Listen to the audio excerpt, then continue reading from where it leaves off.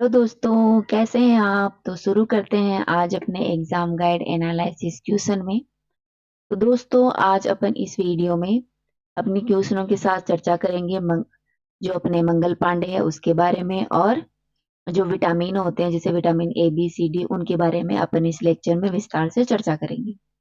तो शुरू करते हैं आज के फर्स्ट लेक्चर से। तो दोस्तों, आज का अपना पहला क्वेश्चन है, हाल ही में वर्ल्ड कप में सबसे ज्यादा शतक लगाने का रिकॉर्ड किसने बनाया? किस भारतीय खिलाड़ी ने बनाया? तो दोस्तों, हाल ही में जो वर्ल्ड कप हुआ था, जो क्रिकेट मैच हुआ था, जिसमें ऑस्ट्रेलिया से भारत हार गया कुछ रनों से, ये अपने गुजरात के अहमदाबाद में आयोजित हुआ था, मोदी स्टेडियम में वर्ल्ड कप। इसमें सबसे ज्यादा जो शतक लगाने वाले थे वो अपने रोहित शर्मा थे, भारतीय खिलाड़ी थे। नेक्स्ट क्वेश्चन है, किस राज्य के मुख्यमंत्री को सर्टिफिकेट ऑफ एक्सीलेंस से सम्मानित किया गया? तो दोस्तों, हाल ही में जो अपने हिमाचल प्रदेश के सीएम हैं, उनको सर्टिफिकेट ऑफ एक्सीलेंस से सम्मानित किया गया है।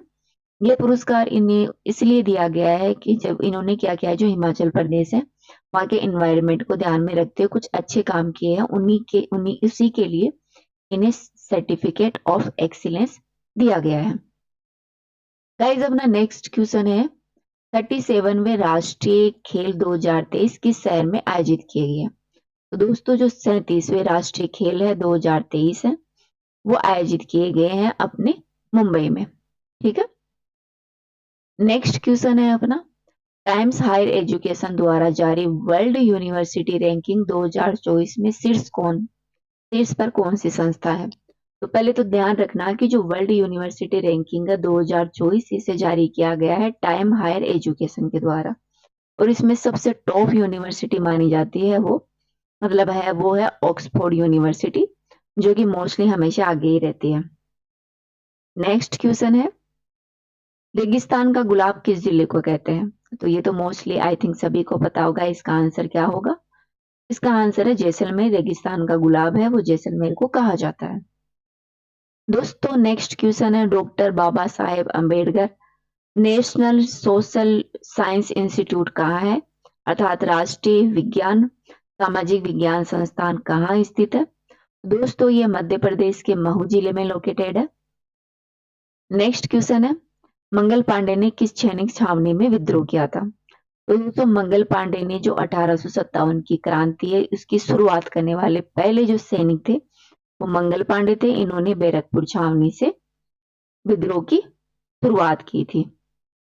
बात कर लेते हैं मंगल पांडे के बारे में। तो दोस्तों, मंगल पांडे हैं वो भारतीय स्वतंत्रता सेनानी थे, जिन्होंने 1857 में भारत के प्रथम जो प्रथम 1857 का जो विद्रोह हुआ था, जिसे भारत का प्रथम स्वाधीनता संग्राम माना जाता है, में एक महत्वपूर्ण भूमिका निभाई थी। दोस्तों, Mangal Pandey east India company की जो 34वीं बंगाल जो इन्फेंट्री बटालियन थे उसके एक प्रमुख सिपाही थे। इन्होंने तत्कालीन अंग्रेजी शासन व्यवस्था ने इनको बागी का आधार, जब ये इन्होंने जो ब्रिटिश के खिलाफ आवाज उठाई तो इनको बागी करार दिया अंग्रेजों ने। हालांकि जो हिंदुस्तानी लोग थे इन्होंने इसको आजादी की लड़ाई के रूप में मानकर इन्हें सम्मानित किया। दोस्तों, भारत के स्वाधीनता संग्राम में इनकी महत्वपूर्ण भूमिका को लेकर भारत सरकार ने 1984 में एक डाक टिकट जारी किया था इनके लिए, ताकि इनकी महत्वपूर्ण योगदान को जाना जा सके, इसलिए। ठीक है दोस्तों, इनके जीवन परिचय की बात करें तो मंगल पांडे का जन्म है वो अपने उत्तर प्रदेश के जो बलिया जिले हैं उसमें एक छोटा सा गांव है नगवा गांव। कौन सा? नगवा गांव है, वहां पर इनका जन्म हुआ था, और ये ब्राह्मण परिवार से बिलोंग करते थे। इनके पिता का नाम दिवाकर पांडे था। दोस्तों, ब्राह्मण होने के कारण मंगल पांडे का जन्म 1849 में 22 वर्ष की उम्र में ही इनको ईस्ट इंडिया कंपनी में शामिल कर लिया गया था। अर्थात ये ब्राह्मण थे, इस वजह से 22 वर्ष की उम्र में इन्होंने ईस्ट इंडिया की कंपनी की जो सेना थी उनको ज्वाइन कर लिया था। तथा बंगाल नेटिव बटालियन की इन्फेंट्री जो 34वीं बटालियन थी उसमें ये भर्ती हो गए थे। इसमें सबसे ज्यादा सैनिक थे वो ब्राह्मण समाज से बिलोंग करते थे। जो बंगाल नेटिव बटालियन थी उसमें सबसे ज्यादा सैनिक थे वो बंगाल के, वो ब्राह्मण जाति के थे। ठीक है दोस्तों, मंगल पांडे के 1857 के विद्रोह में योगदान की बात करें तो विद्रोह का जो प्रारंभ है 1857 का विद्रोह हुआ था, वो एक तत्कालिक कारण माना जाता है बंदूक को। दोस्तों क्या था कि उस समय एक बंदूक थी एनफील्ड बंदूक, जो कि सैनिकों को दी गई थी। यह बंदूक जो पुरानी बंदूक थी ब्राउन बेस की ज्यादा मुकाबले शक्तिशाली थी और सीधा टारगेट करती थी। ठीक है, यह नई बंदूक थी वो आधुनिक प्रणाली से लैस थी, अर्थात प्रिक्रिप्शन कैप उस पर लगा हुआ था, परंतु इसमें जो गोली भरने की प्रक्रिया थी वो पुरानी ही चली आ रही थी। दोस्तों इस नई एनफील्ड बंदूक में क्या होता था कि कारतूस को दांतों से काट कर खोलना पड़ता था और उसे भरे हुए बारूद को बंदूक की नली में भरकर कारतूस में डालना पड़ता था। ठीक है दोस्तों, कारतूस का जो बाहरी आवरण था वो चर्बी का होता था। वो चर्बी का इसलिए रखा गया था ताकि जो पानी की सीलन होती है उससे उस कारतूस को, जो इसमें बारूद होता था, उसको बचाया जा सके। गाइस सिपाहियों के बीच अफवाह फैल चुकी थी कि जो कारतूस है उसमें जो चर्बी का प्रयोग किया गया उसमें सुअर के मांस और गाय का मांस का प्रयोग किया गया। इससे क्या हुआ कि जब सिपाहियों में यह भावना फैली और वो ब्राह्मण जाति से बिलोंग करते थे, तो जब सुअर के और चर्बी के मांस की अफवाह फैली तो हिंदू मुस्लिम लोगों के बीच में एक विद्रोह की भावना उत्पन्न हो गई। दोस्तों 29 मार्च 1857 को बैरकपुर छावनी में, जो बैरकपुर परेड का मैदान था, कलकत्ता के निकट था, ये कलकत्ता के पास अपने वेस्ट बंगाल में लोकेटेड था। वहां पर मंगल पांडे की जो रेजिमेंट थी उसके अफसर थे बाग पर इन्होंने हमला कर दिया। अर्थात मंगल पांडे ने जो बंगाल रेजिमेंट की जो अफसर थे बाग, उन पर हमला कर दिया 29 मार्च 1857 को बैरकपुर छावनी में, जिसे 1857 का पहला जो बिगुल बचाया था वो मंगल पांडे ने ही बचाया था। इस कारण 6 अप्रैल 1857 को मंगल पांडे का कोर्ट मार्शल कर दिया गया और उन्हें 8 अप्रैल 1857 को फांसी दे दी गई। तो ये महत्वपूर्ण योगदान रहा मंगल पांडे का। अब नेक्स्ट क्वेश्चन की चर्चा करते हैं। तत्व बोधिनी सभा के संस्थापक कौन है? तो आप जानते हैं तत्व बोधिनी सभा की स्थापना किसने की थी? गाइस तत्व बोधिनी सभा की स्थापना है वो अपने देवेंद्र नाथ टैगोर ने की थी। दोस्तों बात करते हैं तत्व बोधिनी सभा के बारे में। तो तत्व बोधिनी सभा है, इसकी स्थापना 6 अक्टूबर 1839 में कलकत्ता में की गई थी। ठीक है, किसने की थी? देवेंद्र नाथ टैगोर ने, जिसे तत्व रंजनी सभा के नाम से भी जाना जाता है। एग्जाम में पूछ लिया जाता है कि इसके संस्थापक कौन है? देवेंद्र नाथ टैगोर। इसकी स्थापना कब हुई थी? इसकी स्थापना हुई थी 6 अक्टूबर 1839 में। ये कहाँ स्थित है? ये कलकत्ता में स्थित था, साथ ही इसकी स्थापना कलकत्ता में की गई थी, जिसे तत्व रंजनी सभा के नाम से भी जाना जाता है। दोस्तों तत्व बोधिनी सभा को ब्राह्मण समाज था उसका बिखरा हुआ रूप माना जाता है। गाइस इसका गठन उपनिषदों वेदों के आधार पर किया गया था। ठीक है, इसमें हिंदू धर्म को तर्क संगत बनाने तथा मानवतावादी रूप को बढ़ावा देने के उद्देश्य से किया गया था। ठीक है दोस्तों, तत्वबोधिनी सभा ने तर्क संगत दृष्टिकोण के साथ भारत के गौरवशाली अतीत का एक व्यवस्थित अध्ययन किया, साथ ही उन्हें बंगाल के बुद्धिजीवियों के बीच में फैलाने का काम किया। दोस्तों तत्वबोधिनी सभा ने अपनी मासिक पत्रिका का प्रकाशन किया था जिसका नाम था तत्वबोधिनी पत्रिका। तो ध्यान रखना तत्वबोधिनी सभा है, तत्वरंजनी सभा है, उसकी कौन सी पत्रिका है? उसकी पत्रिका उसी के नाम पर है, तत्वबोधिनी पत्रिका, जो कि सामाजिक जो कार्यक्रम होते थे सामाजिक कल्याण के, उनका ये प्रचार प्रसार करती थी। दोस्तों इसके प्रमुख सदस्यों की बात की जाए कि तत्वबोधिनी सभा में कौन कौन शामिल थे, ये एग्जाम में पूछ लिया जाता है कि इनमें से कौन से लोग तत्वबोधिनी सभा में शामिल थे। तो इसमें आते हैं पंडित ईश्वर चंद्र विद्यासागर, राजेंद्र लाल मित्र, पीवी चंद्र मित्र, कृष्ण कुमार दत्ता, तारा चंद्र चक्रवर्ती तथा समाज के जो अन्य कुलीन वर्ग के लोग थे वो सभी इसमें शामिल थे। नेक्स्ट क्वेश्चन है, किस विटामिन की कमी से बच्चों की अंगों की हड्डियां हैं वो मुड़ जाती है? तो दोस्तों विटामिन डी की कमी से जो हड्डियां हैं वो मुड़ जाती हैं। विटामिन डी होता है वो अपनी हड्डियों के लिए बहुत ही अच्छा होता है। तो अपन विटामिन के बारे का जो विटामिन है इस क्वेश्चन के साथ उस टॉपिक को भी इस लेक्चर में पूरा कर लेते हैं। तो दोस्तों विटामिन होता क्या है? विटामिन ऐसे कार्बनिक यौगिक होते हैं जो हमारे शरीर में चाहे कम मात्रा में ही सही परंतु हमारे शरीर में उचित कामकाज के लिए बहुत आवश्यक होते हैं। दोस्तों इन्हें अपन भोजन से प्राप्त करते हैं। हमारा शरीर खुद विटामिन नहीं बनाता और बनाता भी है तो वो बहुत कम मात्रा में बनाता है। दोस्तों ध्यान रखना है कि जो अपने आंत के बैक्टीरिया होते हैं वो कुछ मात्रा में जो आवश्यक विटामिन होते हैं, जो हमारे शरीर के लिए बहुत इंपॉर्टेंट होते हैं, कुछ कुछ बनाते हैं। इसके अलावा मोस्टली विटामिन होते हैं वो अपन भोजन के माध्यम से, जो अपना आहार होता है उसके माध्यम से ग्रहण करते हैं। ठीक है। तो हर जीव जंतु में अलग अलग प्रकार के विटामिन होते हैं। जैसे कि मनुष्य में विटामिन सी नहीं बन सकता, अतः मनुष्य कुछ विटामिन बना सकता है लेकिन वो सी विटामिन नहीं बना सकता, इसे हम सिर्फ भोजन के माध्यम से ही ले सकते हैं।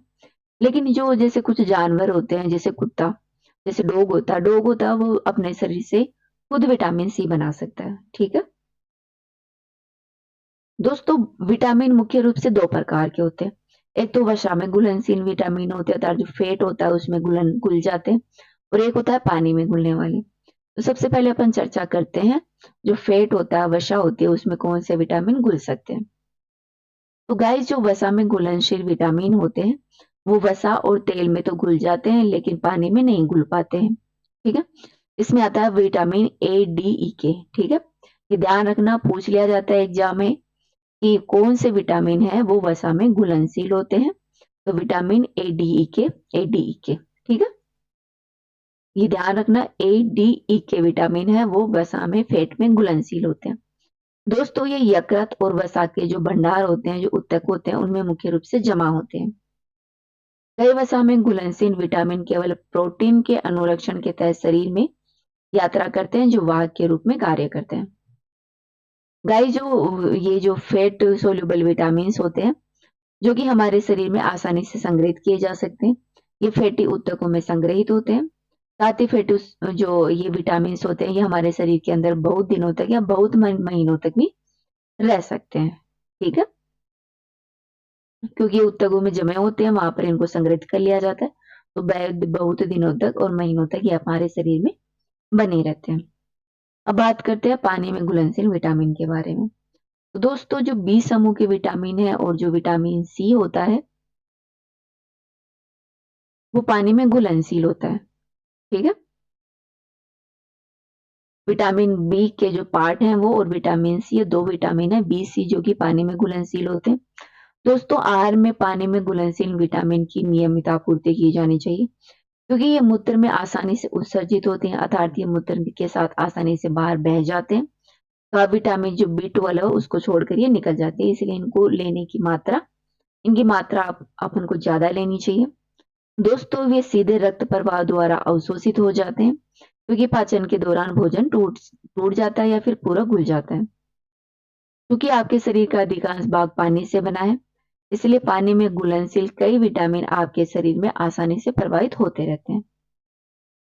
दोस्तों, आपकी किडनी लगातार पानी में घुलनशील विटामिन के स्तर को नियंत्रित करती है, और इसके अतिरिक्त विटामिन को आपके मूत्र के माध्यम से शरीर से बाहर भी निकाल देती है। तो किडनी का बहुत बड़ा रोल होता है इसमें, विटामिन जो पानी में घुलने वाले विटामिन होते हैं उनके लिए। गाइस, वाटर सोल्यूबल विटामिन संग्रहित नहीं किए जा सकते, ये हमारे शरीर में ज्यादा देर तक नहीं रहते, क्योंकि ये मूत्र के माध्यम से निकल जाते हैं। और जो वसा में घुलनशील विटामिन होते हैं वो उत्तकों के रूप में हमारे शरीर में संग्रहित होते हैं। ठीक है। अब बात कर लेते हैं विटामिन की कमी से होने वाले कौन कौन से रोग है। ये स्लाइड है, ये बहुत इंपॉर्टेंट है, यहाँ से क्वेश्चन पूछ लिया जाता है। तो विटामिन ए की कमी से रतौंधी होता है, बी की कमी से बेरी बेरी होता है, B2 की कमी से होता है एरी सॉरी एरिबोफ्लेव वेनोसिस। ठीक है। वेनोसिस होता है, एरिबोफ्लेव वेनेसिस रोग होता है। विटामिन B3 से पेलाग्रा हो जाता है। विटामिन B5 की कमी से पेरिस्टेसिया हो जाता है। विटामिन B6 की कमी से एनीमिया होता है। विटामिन B7 की कमी से त्वचा रोग, जो आंत रोग होते हैं, वो हो जाते हैं। विटामिन 9 और 12 की कमी से हो जाता है मेगालोब्लास्टिक एनीमिया हो जाता है। विटामिन सी की कमी से स्कर्वी और मसूड़ों में सूजन आ जाती है। विटामिन डी की कमी से हो जाता है रिकेटस और ऑस्ट्रेलियोमेशिया हो जाता है। तथा दोस्तों, विटामिन ई की कमी से जो उनमें प्रजनन क्षमता कम हो जाती है महिलाओं में, और विटामिन के की कमी से जो रक्त का थक्का जमता है वो जमना कम हो जाता है। दोस्तों, ये देख सकते हैं आप ये स्लाइड, कौन से क्षेत्र में कौन सा विटामिन पाया जाता है। अब अपन देख लेते हैं विस्तार से कि कौन सा विटामिन कहाँ पाया जाता है, इनकी क्या भूमिका होती है और इनसे कौन सा रोग हो जाता है। तो इन स्लाइड के माध्यम से अपने पूरे विटामिन सामने आ जाते हैं। तो दोस्तों विटामिन ए है उसके मुख्य स्रोत है, अर्थात विटामिन ए कहाँ मिलता है? वो मिलता है अपन को दूध, मक्खन, गहरे रंग के जो सब्जियां होती हैं उनमें। दोस्तों शरीर पीले रंग और हरे रंग के जो फल होते हैं, सब्जियां होती हैं, उनमें जो मौजूद होता है पिगमेंट, कैरोटीन, इनको विटामिन ए में बदल देता है। ये इसकी महत्वपूर्ण भूमिका यह होती है, यह आंखों की रेटिना, शरीर की झिल्लियों और फेफड़ों के अस्तर तथा पाचन तंत्र प्रणाली के लिए आवश्यक होती है। गाइस, विटामिन ए की कमी से रतौंधी रोग हो जाता है, साथ ही केराटोमलेशिया रोग हो जाता है, और एक हो जाता है हाइपर केराटोसिस, इससे रोग हो जाते हैं। दोस्तों थायमीन होता है, उसे विटामिन बी1 भी कहते हैं। ठीक है, ये साबुत अनाज, आटा, दालें, मावा और मटर की जो फलियां होती हैं उनमें मुख्य रूप से पाया जाता है। दोस्तों यह कार्बोहाइड्रेट के ज्वलनशील को सुनिश्चित करता है, और इसकी कमी से बेरी बेरी हो जाता है, अर्थात थायमीन की कमी से जो रोग होता है वो बेरी बेरी रोग होता है। फिर आता है विटामिन बी2, जिसे राइबोफ्लेविन भी कहते हैं। क्या कहते हैं? राइबोफ्लेविन भी कहते हैं विटामिन बी1 बी2 को। यह दूध, पनीर, केला, खजूर, मशरूम, अंगूर, आम और मटर में मुख्य रूप से पाया जाता है। दोस्तों इसकी भूमिका यह होती है कि यह ऊर्जा रिलीज करता है, और रख रखाव के लिए सभी कोशिकाओं के लिए यह अपनी आवश्यकता महत्वपूर्ण रखता है। ठीक है, तत् कोशिकाओं का जो रख रखाव होते हैं उसके लिए विटामिन बी2 बहुत जरूरी है। यह क्या करता है? इसकी कमी होने से व्यक्ति की धीमे रूप से वृद्धि होती है और उसकी आंखें हमेशा दुखती रहती हैं। फिर आता है विटामिन बी3। दोस्तों विटामिन बी3 है वो अपने साबुत अनाज, आटा और एयरचीन अन्न में मिलता है। इसकी भूमिका यह होती है कि यह ऊर्जा रिलीज करता है और रख रखाव के लिए सभी कोशिकाओं के लिए आवश्यक होता है। ठीक है, विटामिन बी3 को नियासिन के नाम से भी जाना जाता है। ठीक है, फिर आता है पेरिडिक्शन विटामिन बी। ठीक है, ये साबुत अनाज और दूध में मिलता है। यह मुख्य रूप से रक्त कोशिकाओं, तंत्रिका को उचित रूप से काम करने के लिए जरूरी होता है। फिर आता है एक अपना पेंटोथेनिक अम्ल।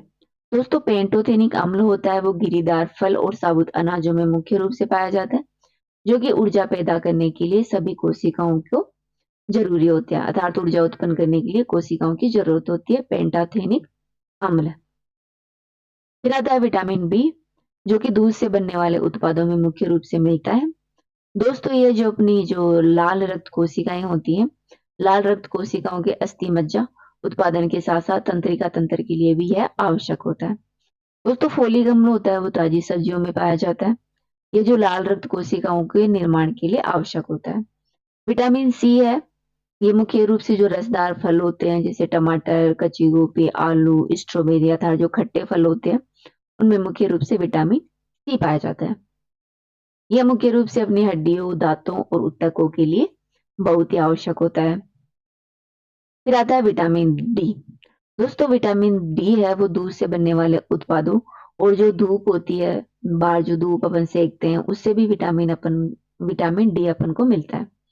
यह रक्त में कैल्शियम का स्तर बनाए रखता है तथा हड्डियों की वृद्धि के लिए, संवर्धन के लिए बहुत आवश्यक है। ठीक है, तो कैल्शियम के लिए और हड्डियों के रख रखाव के लिए विटामिन डी महत्वपूर्ण होता है। दोस्तों इसकी कमी से रिकेटिस हो जाता है, इसके अलावा ओस्टेलियोमेलाइया रोग इसकी कमी से हो जाता है। फिर आता है विटामिन ई। दोस्तों विटामिन ई जो मुख्य स्रोत है वो आलू, कद्दू, अमरूद, आम, दूध, मेवे, बीज आदि में पाया जाता है। विटामिन ए की कमी से हृदय संबंधी रोग हो जाते हैं। हृदय में जो हृदय से रिलेटेड जो बीमारियां हो जाती हैं वो बढ़ जाती हैं। साथ ही हिमोलिसिस रोग हो जाता है और महिलाओं में बांझपन की शिकायत भी इस विटामिन की कमी से देखी गई है। दोस्तों विटामिन के होता है उसकी वजह से नक्सीर जो नामक बीमारी होती है जो बच्चों में मुख्य रूप से होती है, यह बीमारी जिसके कारण बच्चों के नाक से खून आने लगता है उसे नक्सीर कहते हैं। यह मुख्य रूप से विटामिन के की कमी से होती है। इसकी पूर्ति करता है टमाटर, ब्रोकली, चेस्टनट, काजू, बीफ, भेड़ का बच्चा, आम, अंगूर आदि जो होते हैं, इससे इसकी कमी को पूरा किया जा सकता है। दोस्तों ये आंसर स्लाइड दे रखी है, आप यहाँ से आंसर मिला सकते हैं। इस वीडियो में इतना ही। Thank you. कल फिर मिलते हैं अगेन। Thank you.